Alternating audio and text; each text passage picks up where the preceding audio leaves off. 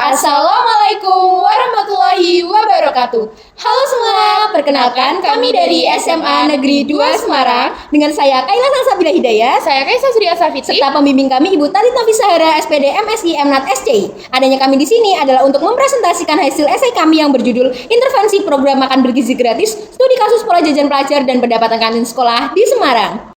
Masa remaja adalah fase pertumbuhan pesat yang membutuhkan gizi seimbang. Namun, banyak pelajar masih mengkonsumsi jajanan tinggi gula, garam, dan lemak yang beresiko menyebabkan stunting, wasting, obesitas, serta penurunan konsentrasi. Menurut Kemenkes Republik Indonesia tahun 2023, 21,5% anak mengalami stunting dan kasus wasting meningkat menjadi 8,5%. Untuk mengatasi masalah ini, pemerintah meluncurkan program Makan Bergizi Gratis atau MBG pada Januari 2025 guna mencukupi kebutuhan gizi pelajar. Program ini terbukti meningkatkan konsentrasi dan mengurangi kebiasaan jajan tidak sehat. Namun, MBG juga berdampak pada penurunan pendapatan kantin sekolah yang dikelola oleh UMKM. Maka diperlukan solusi agar program ini berjalan tanpa merugikan pelaku usaha kantin.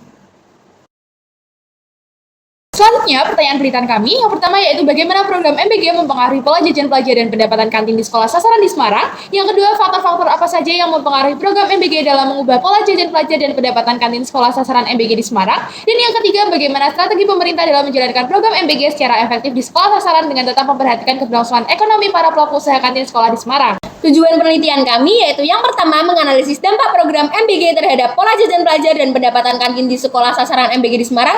Yang kedua, mengidentifikasi faktor-faktor yang mempengaruhi efektivitas program MBG dalam mengubah pola jajan pelajar dan pendapatan kantin sekolah sasaran MBG di Semarang. Yang terakhir, menganalisis strategi alternatif pelaksanaan program MBG yang efektif dan berkelanjutan di sekolah sasaran, serta tetap memperhatikan keberlangsungan ekonomi pelaku usaha kantin sekolah di Semarang. Hipotesis satu yang kami gunakan yaitu program MBG berpengaruh signifikan terhadap penurunan tingkat pembelian jajanan di kantin oleh pelajar di kota Semarang. Hipotesis 0 yang kami gunakan yaitu program MBG tidak berpengaruh signifikan terhadap tingkat pembelian jajanan di kantin oleh pelajar di kota Semarang. Metodologi penelitian yang kami gunakan, yang pertama ada pendekatan dengan metode campuran yaitu dengan kuantitatif menggunakan angket menghitung pola jajan dan pendapatan kantin, lalu yang kedua ada kualitatif dengan wawancara kepada pengelola kantin sekolah, lalu ada jenisnya yaitu explanatory menjelaskan hubungan program MBG dengan konsumsi dan ekonomi pendapatan kantin sekolah. Penelitian dilaksanakan pada bulan Mei hingga Juni 2025 di sejumlah SMP dan SMA di kota Semarang. Desain yang digunakan adalah pretest dan posttest tanpa kelompok kontrol. Data kuantitatif dianalisis dengan regresi linear sederhana, sedangkan data kualitatif dianalisis secara tematik. Lalu setelah ini adalah hasil survei kami. Yang pertama ada frekuensi konsumsi MBG. Data menunjukkan bahwa 79% responden mengkonsumsi MBG setiap hari, 19% mengkonsumsinya 3-4 kali seminggu, 1% hanya 1-2 kali, dan 1% lainnya tidak pernah mengkonsumsi MBG. Selanjutnya ada kebiasaan jajan. Data menunjukkan bahwa 30% responden jarang membeli makanan di kantin setelah adanya program MBG, 27% membeli 1-2 kali per minggu, 24% membeli 3-4 kali per minggu, dan 19% tetap membeli setiap hari.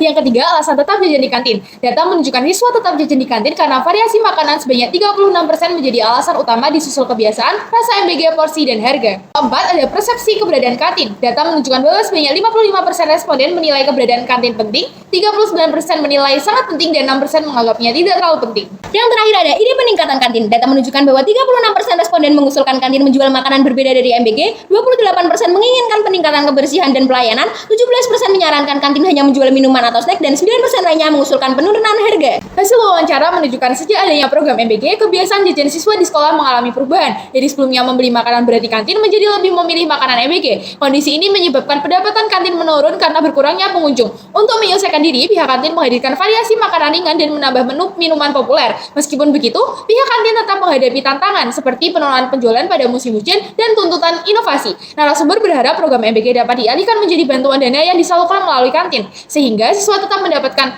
makanan bergizi sekaligus menjaga keberlangsungan pendapatan kantin yang kualitasnya selalu diawasi oleh sekolah. Kesimpulannya, yang pertama, program MBG menurunkan pendapatan kantin karena mengubah pola konsumsi siswa, sementara variasi jajanan belum mampu menutup kerugian. Yang kedua, perubahan konsumsi dipengaruhi ketersediaan MBG setiap hari, kebiasaan lama, rasa atau porsi MBG, dan harga kantin yang terjangkau. Yang terakhir, agar MBG dan usaha kantin tetap berjalan, pemerintah dapat memberikan subsidi bagi siswa untuk membeli makanan di kantin. Langkah ini dapat mempertahankan fungsi kantin sebagai penyedia makanan sehat yang terawasi, serta menyeimbangkan pemenuhan gizi dengan keberlanjutan ekonomi kantin sekolah. Penelitian berikutnya disarankan melibatkan banyak sekolah dengan karakteristik beragam, mengkaji preferensi siswa terhadap MBG dan jajanan kantin, mengukur dampak ekonomi kantin secara kuantitatif, serta penilaian pengaruh MBG terhadap gizi dan kesehatan secara menyeluruh.